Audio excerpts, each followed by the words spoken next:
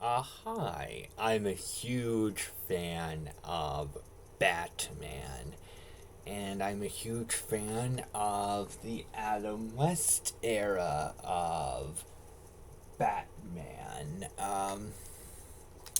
Batman is one of the greatest characters of all time, in my opinion, and the classic cool Batman is so great. And what about the 1966 Batman show? I think it started in 1966 and ended in 1968. Is it still the best Batman show that there's ever been? Well, it's very hard to be objective about. What about subjectively? Subjectively speaking, do I think it's still the best Batman show? Well, I certainly think that it's the most heartfelt and it's the most fun. I feel like Batman and fun are actually very synonymous with each other, especially back in the 1960s, where I feel like a lot of what I love about superheroes are very upbeat, entertaining, exciting adventures, and I feel like that's what the first Batman show really accomplished, where it felt so delightfully upbeat and the villains were so entertaining and so much fun to watch, played by some of the most delightfully entertaining performers of that generation, arguably some of the most entertaining performers in general. Uh, and Batman himself, a delight to watch. The show felt like it had a lot more morality, compassion to it than a lot of versions of Batman that came afterwards. It felt like the character of Batman himself was a very likable, responsible, relatively wholesome guy that wanted to bring about such wonderful compassion and sentimentality into the world and give out good lessons and help others. And he wasn't perfect, just like any version of Batman, but he had such a wonderful sense of morality and really helped make things a lot better for people. Adam West, in my opinion, is the most important person to Batman's entire legacy aside from Bill Finger. I feel like Adam West really accomplished the heart and the morality that I think Bill Finger really stood for in his version of Batman in the classic comics, and I really feel like it's Bill Finger's writing and creativity and ideas, and Adam West acting and lovability that really helped Batman become the best superhero.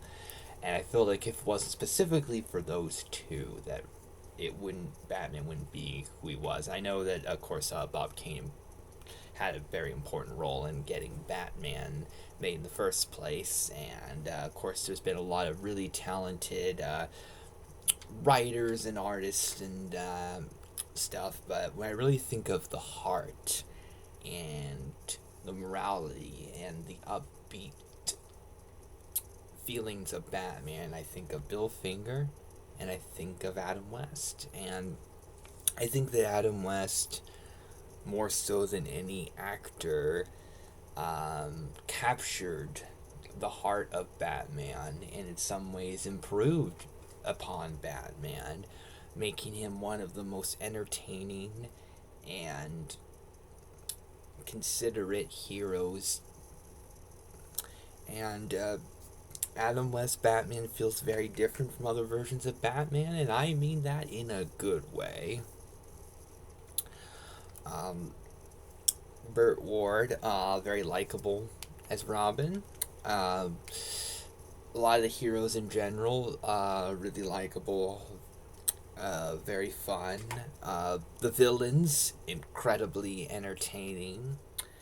I love Cesar Romero as the Joker, Burgess Meredith as the Penguin, Frank Gorshin as the Riddler, uh, Vincent Price as Egghead, Victor Bono as a professor that thinks that he's King Tut, and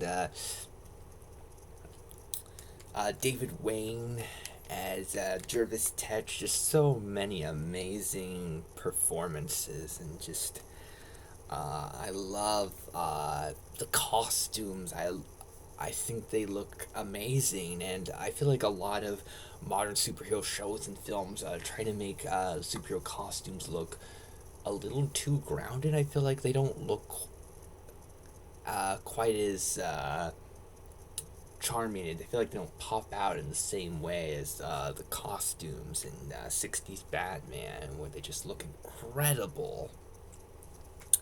And I feel like they don't have to be the most big budget, fancy things in the world. I feel like they can just be so delightfully entertaining and fun to look at. And I feel like 60s Batman was pretty consistent.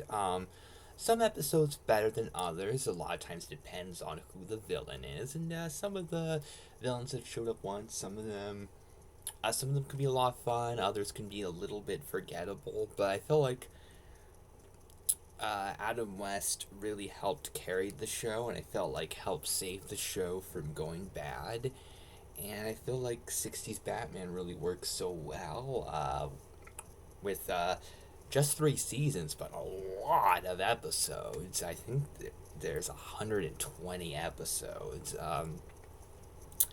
And Adam West really helped make that work.